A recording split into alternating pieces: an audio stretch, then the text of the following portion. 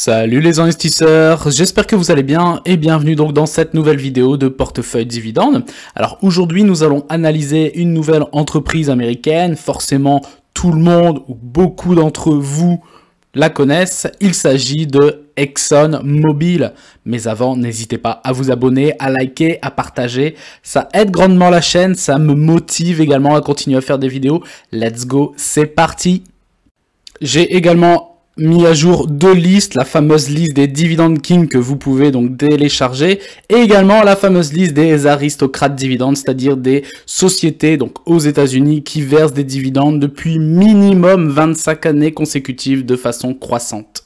Donc au moment où je tourne la vidéo, le prix donc du cours de l'action de ExxonMobil est de 117,49 $. Donc concernant l'historique de ExxonMobil, eh bien c'est une société pétrolière et gazière américaine qui a son siège social situé donc aux États-Unis dans la banlieue de Dallas, précisément à Irving. En ce moment, effectivement, on parle beaucoup de sociétés pétrolières aujourd'hui, ExxonMobil, et la dernière fois c'était Enbridge. Et donc pour dernière info ici, donc c'était en 2021 avec un chiffre d'affaires estimé à 286 milliards de dollars, donc pour 2021. Et pour également un bénéfice de 23 milliards de dollars, eh bien elle fait partie, donc ExxonMobil fait partie des entreprises ayant l'un des plus grands bénéfices du monde. Donc ExxonMobil est l'une des plus grosses sociétés donc pétrolières et gazières du monde, avec forcément quelques autres concurrents comme Shell, Chevron, etc. Donc pour revenir sur les dernières dates de tout ce qui est achat-acquisition de ExxonMobil, eh bien en 2018, ExxonMobil acquiert Federal Karyatana, entreprise donc indonésienne de lubrifiants pour 436 millions de dollars, et en mai 2018, Esso Italia, filiale italienne donc du groupe, annonce la vente à l'entreprise algérienne Sonatrach de sa raffinerie d'Augusta en Sicile. En septembre 2019, ExxonMobil annonce la vente de ses activités en Norvège pour environ 4 milliards de dollars. En mars 2021, l'entreprise saisit donc la justice afin d'échapper au versement d'une indemnité de 11,7 millions de dollars au groupe australien Macquarie Energy, faute d'avoir pu respecter ses différents engagements en matière de livraison de gaz.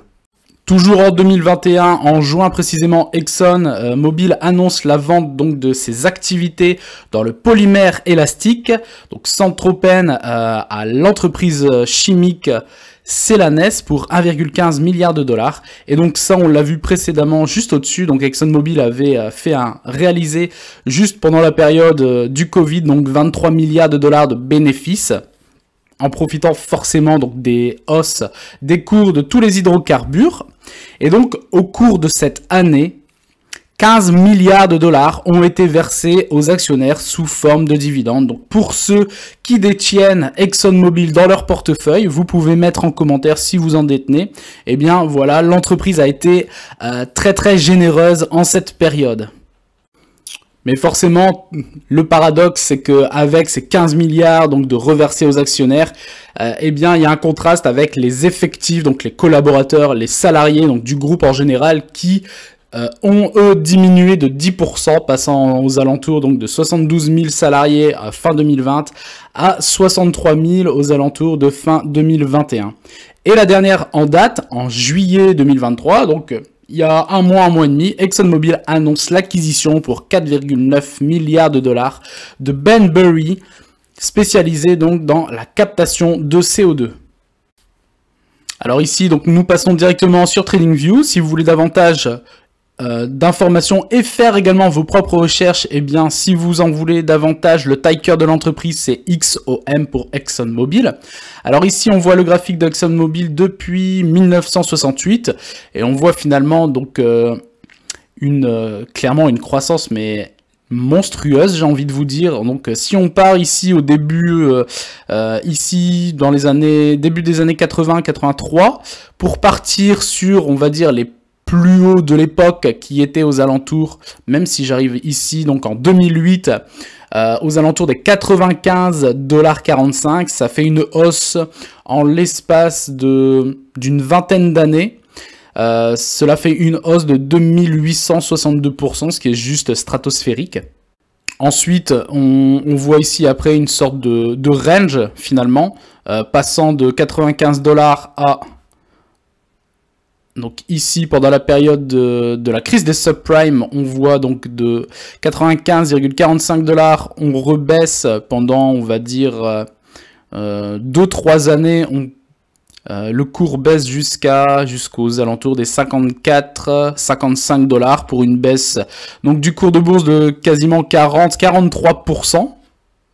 Et tout de suite après la crise des subprimes, donc pour atteindre ce bas ici aux alentours des 54-55 $, on repart quelques années, c'est-à-dire 4 ans après sur un nouveau plus haut aux alentours des 104-105 $ à l'époque, et c'était précisément en juin 2014.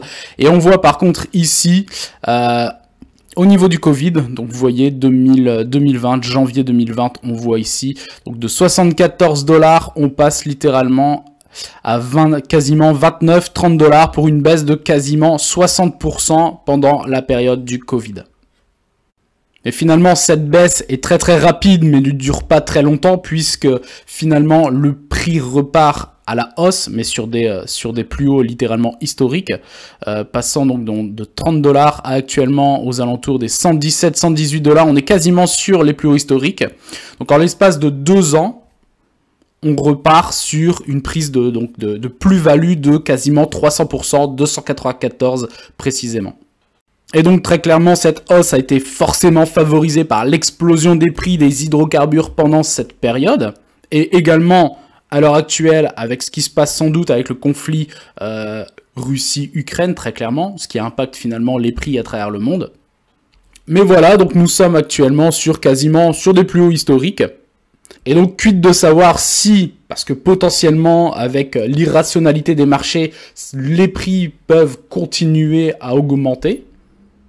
Mais si on prend le graphique finalement sur les 20 dernières années, on voit très clairement, concernant ExxonMobil, en plus, et on le verra par la suite, du versement des dividendes de façon constante et croissante, on voit que le cours de bourse a été d'une croissance extrême. On passe maintenant donc directement sur dividende.com, et comme vous pouvez le constater ici, donc le dividende par action est versé par ExxonMobil est de 3,64 $ par action. Et donc si on le divise par le cours de bourse qui est de 117,49 $, ce qui nous représente donc un rendement de 3,10%. Et donc ce rendement-là est plus faible que le secteur des énergies en général, puisque ici on voit que le rendement du secteur en général des énergies est de 4,24%. Alors ici, concernant le average price recovery, il faut 11,4, il faut 12 jours à l'entreprise pour qu'elle retrouve son cours de bourse avant détachement du dividende. Donc finalement, en l'espace de 2 semaines, une fois qu'elle a distribué ses dividendes, en l'espace de 2 semaines, son prix redevient avant le versement des dividendes, ce qui est plus ou moins rapide. Et donc oui, on gagne de l'argent effectivement en tant qu'investisseur avec une stratégie basée sur les dividendes. Concernant le payout ratio, eh bien c'est quelque chose de très très intéressant puisque le payout ratio est de 41%, 40,96 précisément. Et donc c'est un très très bon ratio de distribution puisqu'il reste encore à l'entreprise quasiment 60% de ses bénéfices. Et donc avec ceci, elle peut déjà voir venir pour les années futures, continuer à faire de la recherche et développement, continuer sans doute, puisque dans le secteur des énergies, eh bien, il y a également la direction à prendre des énergies renouvelables et le greenwashing peut-être. Donc forcément, ce genre d'entreprise va investir massivement dans les énergies vertes par la suite, c'est obligé. Et donc voilà, avec les 60% restants de tous ces bénéfices, elle peut faire énormément de choses et également continuer à distribuer des dividendes de façon croissante et pérenne. Concernant le versement des dividendes de façon croissante, elle les verse depuis 40 années consécutives, ce qui est excellent. Donc c'est une aristocrate dividende et le versement des dividendes est versé donc comme la majorité des sociétés aux États-Unis de façon trimestrielle. Alors ExxonMobil a versé un dividende il y a 2 jours, le 11 septembre précisément, pour un montant de 91 centimes par action. Et le prochain dividende versé sera donc le 8 décembre pour également le même montant, c'est-à-dire 91 centimes de dollars par action. On passe maintenant ici donc à l'historique des dividendes. Donc on voit en 2022, le dividende était de 3,55 $. En 2021, 3,49 $. En 2020, 3,48 $. En 2019, 3,43 $. 2018, 3,23 $. 2017, 3,06 $. 2016, 2,98 $. 2015, 2,88 $. 2014, 2,70 $. 2013, 2,46 $. 2012, 2,18 $. 2011, 1,85 $. 2010, 1,74 $. 2009, 1,66 $. 2008, 1,55 $. 2007, 1,33 et ainsi de suite. Alors on voit ici, vous voyez 2007 à 2008, 13% d'augmentation. De 2008 à 2009, 7%. Donc ce sont plutôt des augmentations qui sont quand même assez importantes. 2009 à 2010, on redescend légèrement aux alentours des 4,8-5%. 2010 à 2011, 6%. De 2011 à 2012, quasiment 18% d'augmentation. 2012 à 2013, quasiment 13% d'augmentation. 2013 à 2014, 9,7%. De 2014 à 2015, 6,6%. 2015 à 2016, 3. Et on voit là, depuis, on va dire, 2015, ça commence à baisser en termes de croissance. Donc 2015 à 2016, 3,4. 2016 à 2017, 2,6%. 2017 à 2018, 5,5. 2018 à 2019, 6%. 2019 à 2020, 1,45%, 2020 à 2021, 0,28%, mais on voit qu'elle n'a pas, et c'est ça aussi une des forces finalement dans les actions américaines, c'est que par rapport à ce qui s'est passé au niveau du Covid avec les sociétés françaises où le gouvernement est intervenu pour dire, pour la majorité des sociétés, on stoppe le dividende, on le coupe. Eh bien, aux États-Unis, c'est une toute autre culture, et même si l'augmentation n'a pas été énorme, alors que finalement ExxonMobil a fait des bénéfices records, eh bien, elle a continué quand même à augmenter son dividende, même si ce fut léger, mais elle a continué à l'augmenter. Et on voit vraiment deux cultures, en tout cas ce que je pense personnellement, c'est qu'il y a totalement deux cultures qui s'opposent par rapport à l'investissement dans les dividendes. Mais dans tous les cas, on voit que la croissance est là, il n'y a pas de souci par rapport à ça. Le payout ratio est très positif, 40-41%. Donc l'entreprise est quand même sur des ratios plus ou moins corrects, non dans l'excès, et plus ou moins d'ailleurs conservateur, puisqu'il lui reste quand même 60% de ses bénéfices, donc ça se chiffre en milliards de dollars. Et donc elle peut faire énormément de choses avec. On passe maintenant donc sur Morning. Alors ici, on voit concernant la sûreté du dividende, c'est plutôt sûr, c'est noté 16 sur 20. Déjà, en fonction de ce qu'on a vu précédemment sur dividende.com, avec le dividende et le nombre d'années consécutives donc de versement des dividendes. On voit également donc ici la croissance du dividende, c'est noté moyen, parce qu'on a vu également sur les 3-4 dernières années que finalement on était en dessous des 5%, on était aux alentours des 3 voire 2% d'augmentation, surtout pendant la période Covid où ça a augmenté de 0,28%, ce qui nous fait donc une moyenne de 12 sur 20, et on voit très clairement ici, donc si on fait une moyenne sur les 5 dernières années en termes de croissance du dividende, on est aux alentours des 3%, ce qui finalement reste plutôt correct. On voit donc ici la capitalisation de l'entreprise qui est l'une des plus grosses en termes du secteur, donc dans les énergies. Elle est aux alentours donc des 455 milliards de dollars de capitalisation, ce qui est juste démentiel. Le ratio court par rapport au bénéfice est lui aux alentours des 9 fois en termes de ratio, et le bénéfice par action est lui en moyenne de 12,5 dollars par action. Alors si on regarde maintenant les performances par rapport au secteur et aux différents indices, on voit ExxonMobil, son retour sur un an est de plus 27%, alors que le secteur des énergies en général fait lui 20%, donc légèrement au-dessus pour ExxonMobil. Le S&P 500 fait lui plus 10% et le Nasdaq fait lui plus 21%, et on voit donc le retour sur un an, finalement, ExxonMobil fait mieux que le secteur en général des énergies et les différents indices. Et le retour sur les 5 dernières années, on voit qu'ExxonMobil fait plus 85%, alors que le secteur des énergies fait seulement, entre guillemets bien sûr, plus 56%, plus 55% pour le S&P 500 et plus 104% pour le Nasdaq.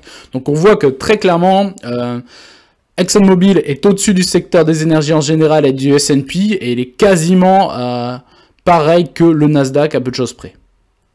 Donc voilà, très clairement, on peut dire que ExxonMobil surperforme le secteur des énergies et également les différents indices. Alors ici, concernant les différentes concurrences, on voit donc ExxonMobil, il y a Shell en termes de concurrents, il y a également Chevron, il y a également aussi Petroleo Brasilio, et on voit donc en termes de capitalisation que ExxonMobil est première avec 455 milliards, Chevron a quasiment 130 milliards de moins en termes de capitalisation, parce que Chevron c'est 318 milliards. Le PER, on est à 9 fois ici pour ExxonMobil, alors que Chevron, je prends Chevron surtout parce que c'est l'une également qui est très très connue, on est à 10, quasi, ouais, 10,5 en termes de PER. Concernant le rendement, Chevron est quand même légèrement supérieur à 3,62 par rapport à ExxonMobil. La sûreté du dividende de Chevron est lui de 18, et par contre pour la croissance on est kiff-kiff, c'est exactement pareil, 12 et 12. Et finalement, pour finir, que ce soit Chevron ou ExxonMobil, sincèrement, les deux se valent, si je ne dis pas de bêtises, que ce soit en termes de potentiel de croissance, déjà, ce qui s'est passé sur les 2-3 dernières années, mais également en termes de dividendes, que ce soit l'une ou l'autre. Après, il faut vraiment creuser pour voir un petit peu Chevron, etc. Mais dans tous les cas, ce sont deux mastodontes du secteur des énergies en général. Alors par rapport aux différents chiffres que possède Morning, et donc pour faire le calcul donc de la valorisation, on remarque que finalement ExxonMobil est quand même très très surévalué à l'heure actuelle, en tout cas par rapport à ce que peut potentiellement dire Morning. Alors ici on est clairement sur la zone de sa juste valeur théorique, on serait aux alentours des allez, entre 80 et 85 dollars. Et on voit très clairement qu'on est surévalué puisque on est sur du 117,49 dollars. Alors pour valider le fait que ce soit finalement surévalué, après il faut aller voir les comptes de résultats, bilan, etc. Tous les autres chiffres qui valident finalement ou pas le fait que l'entreprise potentiellement peut être surévaluée. Bon, sachant que en ayant vu le graphique sur TradingView, on est clairement sur des plus hauts historiques. Donc forcément, ça donne également un avant-goût, un petit peu également comme Total Energy, que aux alentours des 60-66 € grand maximum, potentiellement, on est clairement dans de la surévaluation. Et on voit ici donc l'historique donc du dividende, mais avec le graphique, et on voit très clairement donc ici depuis 2002, on voit très clairement une progression constante et croissante donc du versement des dividendes. Donc c'est ExxonMobil est clairement une société, une action à avoir dans son portefeuille. Et très clairement, que ce soit en termes de croissance, mais également pour les personnes ayant une stratégie de revenus passifs avec la stratégie du versement des dividendes, très clairement. On passe maintenant donc au compte de résultats au niveau annuel depuis 2018. Donc on voit en 2018, le chiffre d'affaires d'ExxonMobil était de 281 milliards de dollars pour un bénéfice net de 20,8 milliards de dollars. En 2019, légère baisse du chiffre d'affaires passant à 260 milliards de dollars et forcément une baisse également du chiffre d'affaires de quasiment 6 milliards de dollars pour passer à 14,3 milliards de dollars. 2020 également une baisse, mais une baisse quand même beaucoup plus conséquente de quasiment, alors attendez, 5 à 6, de quasiment 70 milliards de dollars en termes de chiffre d'affaires. Et du coup, ici, ExxonMobil se retrouve avec un déficit de 22 milliards de dollars. Donc ça, très clairement, c'est l'effet Covid et la période du Covid, très clairement. Et on repart directement sur 2022 avec une croissance bien plus importante que d'ailleurs 2019, quasiment équivalente à celle de 2018. Donc passant à un chiffre d'affaires de 279 milliards de dollars. Et un bénéfice qui, lui, a été donc de 23 milliards de dollars. Et 2022, littéralement explosion, passant à 402 milliards de dollars de chiffre d'affaires. Et clairement, une augmentation de quasiment 30 milliards de dollars également pour les bénéfices qui ont littéralement explosé. Donc on voit que finalement, il y avait déjà avant le Covid, il y avait une légère baisse entre 2018 et 2019. Forcément, ça s'est accéléré la baisse entre 2019 et 2020, forcément, que ce soit en termes de chiffre d'affaires, mais également de bénéfices. Mais après Covid, littéralement explosion du chiffre d'affaires et des bénéfices, surtout l'année dernière, en 2022. Ce que vous voyez ici en termes de variation avec 2022 et 2021, ça fait plus 44% en termes de chiffre d'affaires. Résultat net, plus 142%, c'est juste énorme. La marge bénéficiaire nette a fait plus 67,8% et le bénéfice par action a lui explosé également à la hausse, faisant plus 161%. Et l'excédent brut d'exploitation, c'est-à-dire le EBITDA, donc le bénéfice avant intérêts, impôts, dépréciation, etc., et lui fait plus 97%. On continue ici donc avec différentes news, et donc vous voyez ici l'investissement, donc ExxonMobil investit au Qatar et dépasse les 30 milliards de dollars dans le cadre d'un énorme effort d'expansion. Et donc vous voyez, ce qu'il faut prendre en compte, c'est que même si vous investissez dans des sociétés américaines, en fait, elles sont tellement puissantes, elles ont tellement des stratégies qui sont énormes, que indirectement ou même directement, si je puis dire, en fait, si vous investissez dans ExxonMobil, eh bien, vous avez une partie de votre capital qui est également investie, par exemple, au Qatar, donc aux Émirats. Et donc, je reviens sur ça, mais indirectement, eh bien, ça vous fait une diversification de votre portefeuille parce que finalement, tous ces mastodontes américains sont implantés partout à travers la planète et surtout dans le secteur des énergies. Et donc, le géant américain ExxonMobil a révélé que ses investissements au Qatar ont atteint 30 milliards de dollars grâce au projet d'expansion du pays basé sur le gaz naturel liquéfié. Autre news ici, donc ExxonMobil, une coopération prolongée avec un partenaire qui est Fuel Cell Energy. Donc Fuel Cell Energy et ExxonMobil ont annoncé lundi qu'ils allaient prolonger jusqu'à fin mars 2024 leur coopération dans la capture et le stockage du carbone. Donc au terme d'un accord, les deux groupes vont continuer à collaborer afin de développer une nouvelle technologie visant à améliorer l'efficacité et l'accessibilité de la capture du carbone. Donc vous voyez, également ce genre d'entreprise continue à se développer, à faire des partenariats un petit peu partout à travers la planète, tout en essayant, comme dit, de tisser sa toile d'araignée pour continuer à se développer.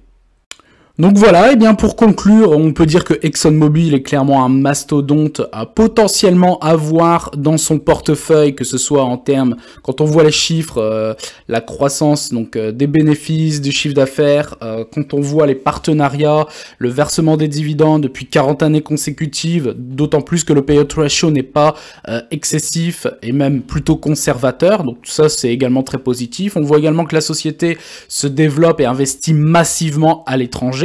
Donc indirectement, eh bien, en investissant dans ExxonMobil, eh bien, vous avez entre guillemets une partie de votre portefeuille qui peut être investie aux Émirats, au Qatar, même également sur le côté asiatique, parce que ces pétrolières-là, ces sociétés énergétiques-là sont clairement implantées partout à travers la planète. Clairement, après, on est sur des plus hauts historiques, je ne sais, et vu le rendement de 3%, je ne suis pas certain que ce soit la meilleure période pour potentiellement rentrer ou renforcer ses positions dans ExxonMobil. D'autant plus que la psychologie de marché fait toujours en sorte qu'on peut toujours aller sur des plus hauts sans avoir forcément des news exceptionnelles. Et donc voilà un petit peu ma conclusion en ce qui concerne ExxonMobil. N'hésitez pas à mettre en commentaire si vous avez ExxonMobil dans votre portefeuille, je serais curieux de savoir. J'espère que vous avez kiffé cette vidéo et je vous dis à très bientôt pour une prochaine vidéo. Ciao!